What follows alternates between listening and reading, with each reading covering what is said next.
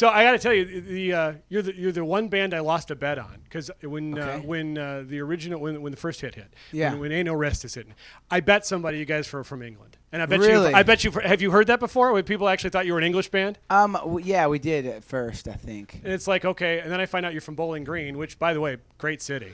That's because we're actually from England.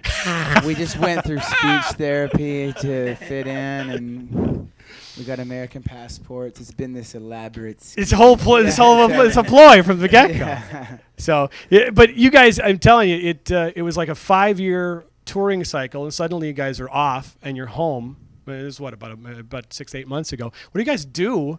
After happy birthday, you guys do the whole big tour. You're all over the place. Then you're home. I mean, are you washing dishes or what? I washed a lot of dishes, a lot of coffee mugs. We worked on the record and wrote songs and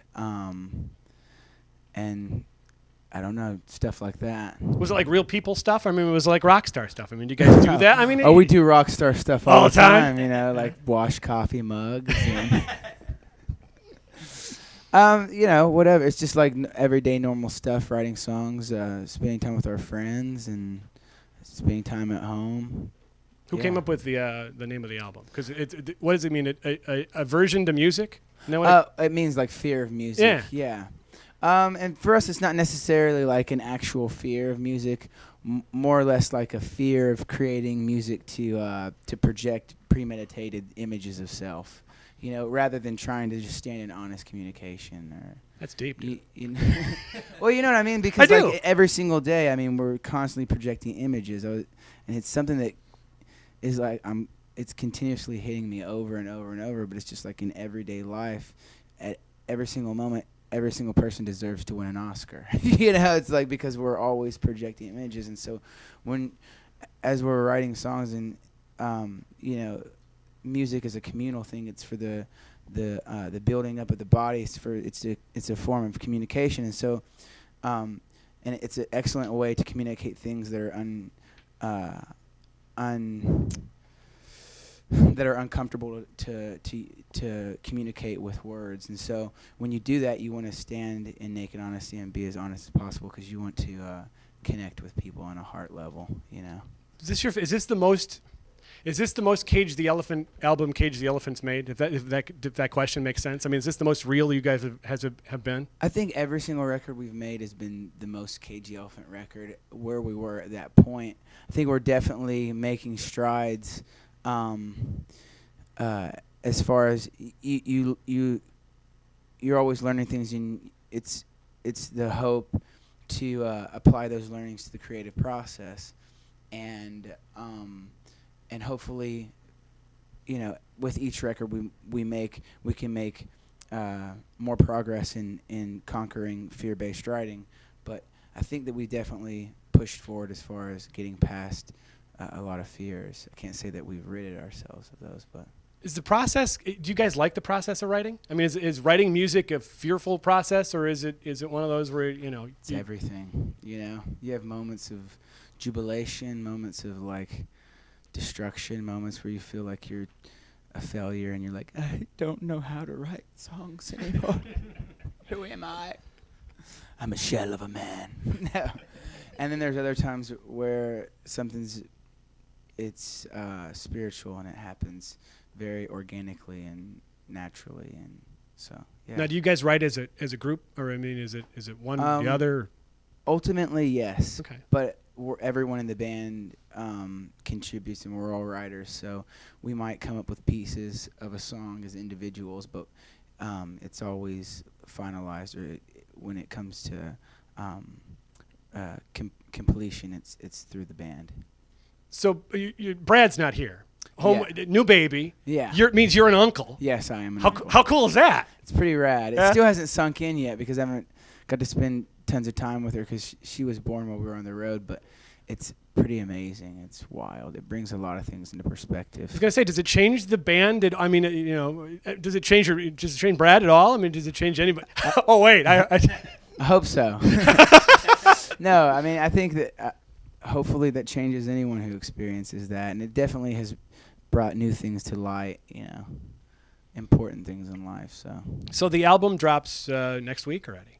Yes. Exciting for you guys. I mean, this is Very. It's been incredible. Like we are streaming the record on RollingStone.com. So I heard right that now. today, in fact. And just to see the reactions on the new on our the news feed on our Facebook, has been incredible. It's like almost like I don't know. It's beyond the word. We'll write a song about it so I can explain to you how I feel right now. Now, do you guys are you writing album 4 already as album 3 is coming out? I mean, do you already have the ideas there? Like really small general ideas. You know, you always start as soon as we finish a record. There's always like, oh, where do we go now? But that's kind of something that happens over time, and hopefully, like we were like I said before, hopefully it's like a culmination of all things you learned over a period of time when the album is fully realized. What's better, in the studio or live? You can't compare the two, really. They're two completely different things. Like, I think as far as like immediate happiness and joy and all that stuff, live, but I don't know. I mean, because you're crazy symbiotic on stage. relationships. I said you're crazy on stage. I mean, I've seen it a couple of times. It's like, wow, you're out in the crowd, you're doing stuff, you're surfing, you're amazing. I mean, as performers, you guys are really intense and amazing. It's a great show. Oh, we're crazy in real life too. So that's real, then, Ed. Yeah. That's what you're telling me. Okay. So what I saw is a real thing. I mean, that would be wow. That'd be intense if it was like that all the time.